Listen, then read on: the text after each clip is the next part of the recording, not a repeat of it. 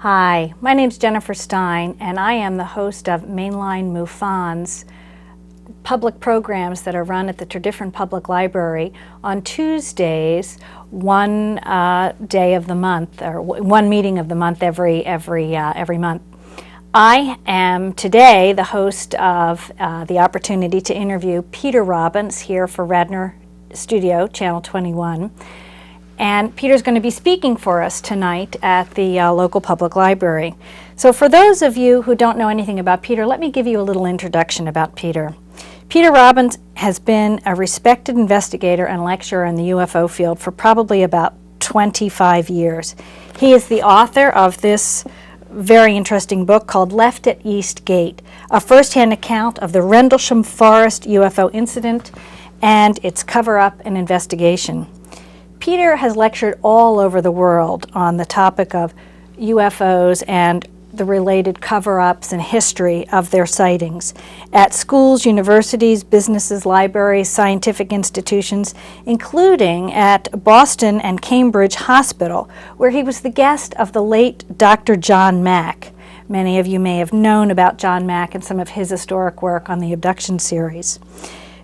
Peter has also been the research assistant at the United Nations Secretary General's 1978 report for the establishment of a UN UFO-related department.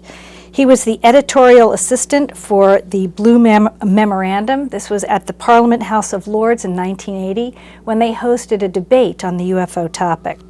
He was also involved in this project known as Taken, produced by Steven Spielberg. It was a miniseries, and Peter Robbins was hired to promote the release of this series as an event coordinator for the Sci-Fi Channel, entitled The Alien Abduction Phenomenon. He has been a writer and a planner of another DVD set, which is currently out of print but may soon be available again on his own website, peterrobbins.net, which should be coming up in the beginning of next year. Peter was also a key participant in a new DVD which is available called Dialogues on Disclosure, which is many of the top UFO researchers discussing in dialogue with one another the whole topic of the UFO phenomenon and the disclosure of this issue to the public and the lack of its disclosure to the public. Peter has been a writer. He was a WebWatch columnist for UFO magazine. He's been a writer for UFO Matrix magazine. If you know about this or don't know about it, it's a great periodical. He's also been involved in the Open Minds conference as well as their periodical that they have available for sale. I highly recommend Open Minds if you don't know anything about it. It's a great resource for information on the UFO phenomenon. Let me tell you a little bit more about Peter. He's been involved in coordinating UFO conferences all over the United States. He's been the major consultant for the McMinnville, Oregon UFO Festival, for the city of Roswell in New Mexico. He was hired to be the public relations representative and the media liaison for that conference for about 4 or 5 years in a row. He's also been involved in the Exeter, New Hampshire conference, which as this year commemorated the 50th anniversary of the very famous Betty and Barney Hill story, which is a very famous abduction story. He has made television appearances on The Early Show, CBS, the History Channel, Britain's Roswell, Unsolved Mysteries, Good Day New York, The O'Reilly Factor, People Are Talking here in Philadelphia, Philly Live, The Real Roswell, National Geographic Channel, the Sci-Fi Channel's feature Discovery UFO Invasion at Rendlesham. In France, La Déci L'Étrange, it's a network in France. Paranormal Witness, Lifetime Television in Canada, as well as shows for Chilean and Norwegian national television, French Canadian television, and BBC affiliates. So Peter's really known all over the world, and it's a tremendous honor to have him here. He's also done tons of radio with George Norrie, The Art Bell Show, the list goes on and on. Jeff Rentz, the Alan Colmes Show, Beyond Reality, BBC's World Series, Columbia University Radio, the Jerry Pippin Show. It's a long list. as well as with a dear friend, Richard and Karen Dolan, in their program called Through the Keyhole out of Rochester, New York. Peter has been also a national speaker for MUFON at our national symposiums and, of course, at various regional conferences, some of which we've hosted here. So if you'd like to learn more information about MUFON, you can go to www.mainlinemufon.com. That's my local organization here in the Philadelphia area. You can also go to MUFON headquarters and get connected to information about Peter Robbins.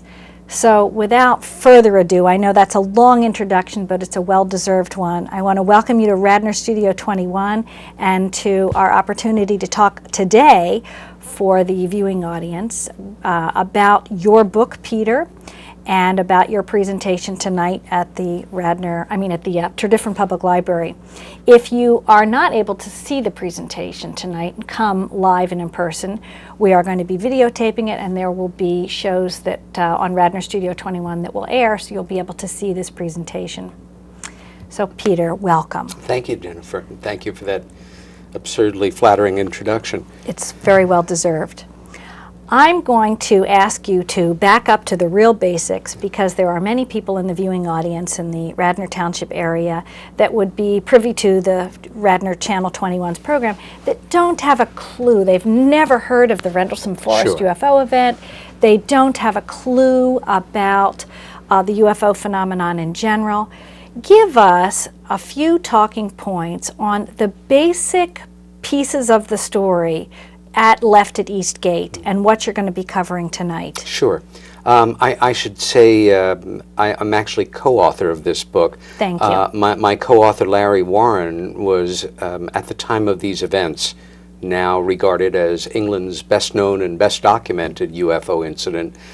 He was a member of the American Air Force Security Police with a secret clearance, who had been specialty trained in anti-terrorism work and to work around nukes, which were not legal in the UK at the time, and in fact we had quite a presence of them in the area.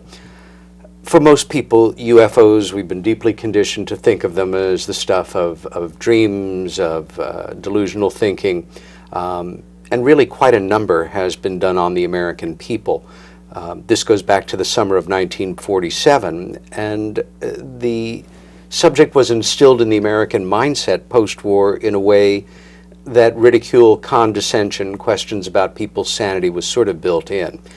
It's one of the reasons for me that it's an honor to present on this particular incident, which I feel is a case that you could literally bring to court if our courts adjudicated such matters, and win and prove that this truly anomalous phenomena is real, and in this case that it's certainly being held down by the forces that be. Very briefly, what I'll be covering with a very detailed PowerPoint presentation is the events leading up to this, the specific role of my co-author in them, what evidences we have to take his account, which is really dramatic, seriously, other of the accounts of other men that were involved in this same event, the impact of the publication of this book in the United Kingdom, even within the Parliament, the Ministry of Defense, key individuals within the British intelligence and military establishment who responded favorably to it, and certain updates that have come to us, and some major updates that will be coming down the pike at us fairly soon. But that's the gist. That's the gist of it. So Larry Warren was in the military, an American soldier stationed at a U.S. military base in England in December of 1980, and a series of events took place. Do you want to give us just a short synopsis of some of those events that occurred? Yeah. Larry was actually an airman who had enlisted in the Air Force, rather inspired, like many young people at the time, as a result, a consequence of the Iranian hostage crisis. And he requested England as his country of service, which you could do at the time. And some weeks after he got there, was caught up as an eyewitness to the final in a series of extremely dramatic events that we can only describe as genuinely mysterious, truly anomalous, and most certainly the facts around were repressed tremendously by Her Majesty's government under the Official Secrets Act and under the United States government under the National Security Act of 1947. To the best of our knowledge, it took place across 3 nights between Christmas and New Year's of 1980. On the first night, law enforcement police, Larry was security police, observed, several of them observed a light going down into the nearby Rendlesham Forest. There was no sense that it was a crash in that there was no ground concussion, no fire, no explosion. It was not some big radar return either. However, they were compelled to report it. This is a highly secured area with a twin NATO base within 5-6 miles of each other. It's an important point in the Cold War, and they received permission to go out and investigate. It involved 4 men, 2 of whom have come forward and become public witnesses on this, along with Larry, who was the whistleblower. One is named Jim Peniston, the other John Burroughs. But there were also 2 other airmen, Cabanesac and Dooley, who were with them. They headed out in a vehicle as far as they could go into the woods. Peniston and Burroughs proceeded on foot, and after a time encountered a machine of undetermined origin. It was maybe 6 or 7 feet per side. It was equilateral triangle. It tapered upward. The surface had the appearance of like black glass. There was a certain amount of indications at one part of it that I could call hieroglyphics, letter form symbols. I don't know what the word is, but they were identifiable. Both men came quite close to it. And here is where part of the tremendous depth of the mystery begins. Both men are very clear that their clear memories are interspersed with memory loss, and in some cases they are extremely unclear about whether the memory is actual or whether it was implanted after the fact by a certain working group within American intelligence, which was actively involved in meddling with their minds. And all of the key witnesses went through this. I know on the surface this might sound a bit dramatic, and indeed it is, especially if it happened to you. Let me also say that all 3 of these witnesses that I am certainly aware of and have dealt with Larry the most are still at effect of post-traumatic distress with one way or another. That first night, Peniston touched the machine and now has made public, and we will know more about this at the upcoming Rendlesham Forest UFO Conference taking place in June of 2012 with a number of key witnesses. In Suffolk, England? Yes, right back at Woodbridge, the nearest town to where the events transpired in 1980. And Peniston alleges that when he touched it, a binary code literally downloaded into his brain, and he found himself copying something like 11 pages of 1s and 0s, and that code is a message from these other intelligences, and more will be learned about that. I'm following this part of the story as closely as I can, and don't know Jim well, wish him well, and I'm as curious as anyone to find out what happens. John, on the other hand, is very clear that he has memories, so to say, but he's not sure whether they are authentic, of encountering this machine, taking out his service weapon, going into a 2-handed stance, essentially questioning his behavior, reholstering, impulsively jumping on this thing, and it taking off and going 10 meters or so before he let go. There is missing time. There is a possibility of abduction. These men are still trying to deal with this with therapists, and have been very courageous about allowing footage from their experiences to be shown in terms of hypnotic regression. We know that the next night, also the first night, these unknowns came in over the weapons storage area. And this is on a highly secured NATO base at the height of the Cold War. If they were fired on, there were no hits, but we do know they shone beams of light down into the weapons storage area, and that is a euphemism for nuclear weapons storage area at a time when they were disallowed by virtue of our treaty with the United Kingdom. For me, the story is incredibly rooted in 20th century post-war history, and that is the way I try to communicate it when I speak about it. UFOs were seen moving in kind of a grid pattern over the area. A few came through and landed. We know this because of massive physical evidence. They tore out areas of forest canopy. They left equilateral triangular impressions in the ground. Each impression and the places where they rubbed against trees or broke branches showed something in excess of 10 times the minute trace amounts that would be anticipated in the soil or other organic matter of beta and gamma radiation. And that's a stat that was confirmed by reputable sources within the Ministry of Defense. Colonel Halt, the deputy base commander, and a cordon of his men encountered one of these coming over their head, shining beam of light down to them. And it certainly spun him around from a skeptic to a believer.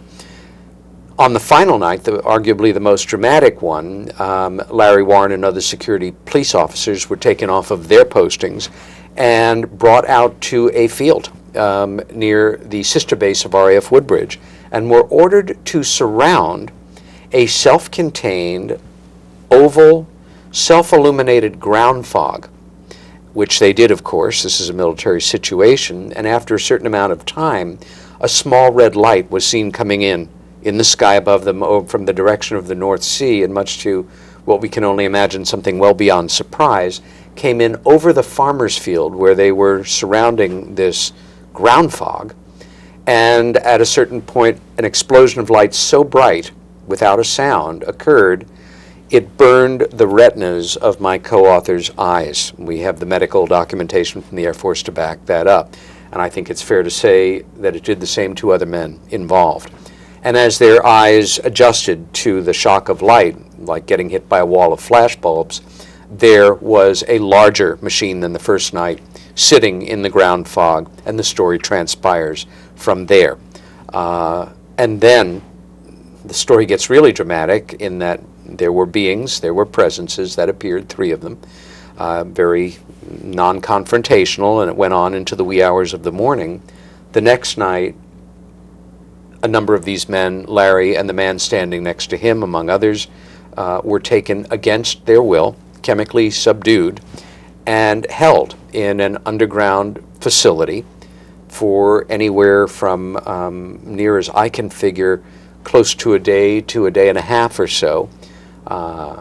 Larry's explored this. He has partial memories of what happened. He did a very dramatic hypno-regression. It was dramatic in terms, for me, I've known this guy no more than 25 years, and it's the only time I've ever seen him really vulnerable and frightened as an 18-year-old kid. He's a tough guy, and he is not somebody who lets his guard down easily.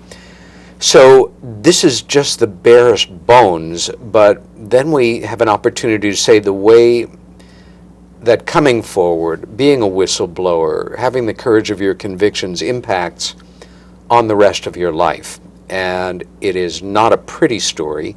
It's one I'm immensely proud to have helped in the telling of. I think Larry Warren is a true American hero. He's been an expatriate for almost a dozen years now. He's lived in the United Kingdom, very, very devoted to his son by his former marriage, and continues to speak out when he can. But it's a terribly important story for people to be aware of. It confirms the reality of something that is manifesting itself as this UFO-type phenomena, but it shows the darker nature of how it is covered up and the lengths that some of the forces that be will go to make sure it stays that way. Yes. For those of you watching who might find this to be pretty shocking information, I will tell you that it is because of Larry Warren, who co-authored this book, Left at East Gate, with Peter Robbins, that because of them coming forward and writing this book, many other people who were involved in the story then had the confidence to come forward. It usually takes one brave person to step up first, hold the banner, put the facts down as best as they can. And since the writing of this book, a number of other people have come forward. Linda Moulton Howe, with her wonderful website called Earth Files, has followed this story in depth and has done in-depth regression with John Burroughs, who was present at the time of all of this. Well, she as didn't one do of the the police regression, officers. but she, right. yeah. Excuse me, she was involved in helping to coordinate that and videotape that, and she's been doing speaking tours with John Burroughs on this topic. And we know about this story, basically, and there's been a number of specials on television that have been done, some that have included Peter and some that have not. But the only reason we know about this story today is because of this groundbreaking book. So one more basic question in just a few minutes that we'll use as sort of a wrap-up for this. Why to you, and why for the listening public, is this story so significant and important? We know that there are many UFO stories like the Roswell case and many others. This one has a few key interesting facts involving, military police, public police, numerous witnesses. For you, what stands out as like 3 or 4 most important points of this story that is, it makes it a definitive story for anyone doubting the efficacy of the reality of UFOs? That's a great question, Jennifer. First of all, having happened within a military context over the 9 years of research and investigation I was involved in to produce this book, we developed quite a paper trail that we're able to document and follow, because it only occurred in 1980 rather than 1947 or any intervening year. Literally all of the key witnesses are alive and hopefully well. If Congress ever has the courage again to investigate the authenticity or the viability of the UFO question, and there's no chance that they have the courage to at this point in their development, it's terrible. This is a case where these witnesses could be subpoenaed. More to the point, it involves overall almost every aspect of everything we encounter in UFO casework. There is a very compelling variety of physical evidences, including profound changes to organic materials, absolutely triangulated with witness testimony about the locations. There is an extraordinary cadre of supporting civilian witnesses that observed aspects of this in rural Suffolk, only about an hour and a half, 2 hours drive from downtown London. You could do it overnight and use this as a guidebook, who are unrecanting about their experiences. Also, things that we look for in this kind of work, a lot of it's just common sense. This book is filled with witness testimony, and not one of them said, "So what am I getting paid for this?" These are all people that wanted to come forward and just be on the record, and many of them not very happy about it. There is aspects of abduction that is tremendously mysterious. There is a history of heightened paranormal and UFO activity in this area, including another absolutely historic, dramatic air-to-air, ground-to-air, air-to-ground observation of other UFO phenomena in 1956, right across the same area, clocked going 4,000 to 6,000 miles an hour in 1956. NSA did a report which I was able to get a copy of, and is included in our book. Again, I can only say it has every aspect that we look for in a case, and if I could go into a court of law and present one case, this would be the one I think that we could win a definitive positive vote on. Yeah, I was very impressed with the story in that there are 2 military bases side by side, a U.S. military base and a British military base, one known as Bentwaters, the other known as Woodbridge. And you have military police and civilian police both involved in both cases, as well as all the civilians and all the military men. And there's a lot of leaked documentation, both within the MOD files of the British military as well as the American military files. And a lot of it not leaked. It's come out through, through Freedom of Information Act and things like that, as well as articles in local papers. You got it. For the sightings that occurred. So if you're looking for documentation on this, it's clearly worth your own personal investigation. I'll just point out that Peter does a wonderful discussion with one of the civilian police officers named Gary Hesseltine, which is part of this 5 DVD set on Dialogues on Disclosure, where you're actually in dialogue with him in at the National Press Club in Washington, D.C., where this was filmed. So it's really, for someone wanting to follow up on this, it's really a great story. Also, I wanted to recap that Peter's website, which will be up and coming, is peterrobbins.net, and I encourage you to follow up with Peter's work on that website, and please continue to consider follow up with MUFON. MainLineMUFON.com is my website, where you can get more information about the local free programs I host at the local library and the ongoing conferences we do in the area as well. I also have information on my website about the Rendlesham Forest Conference, which will be June 15th and 16th. It'll be a very interesting weekend in England. And I am just so honored to be hosting you this evening. I hope that you'll look for the program on Channel 21 and watch it if you don't have a chance to come in person this evening.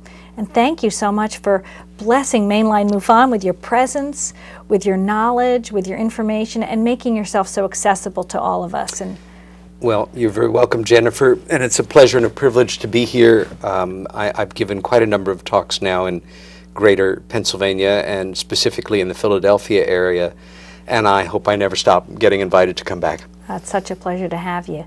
Thank you so much for joining us at Radnor Studio 21 and at Mainline MUFON, and myself, Jennifer Stein, is your host today. Thank you.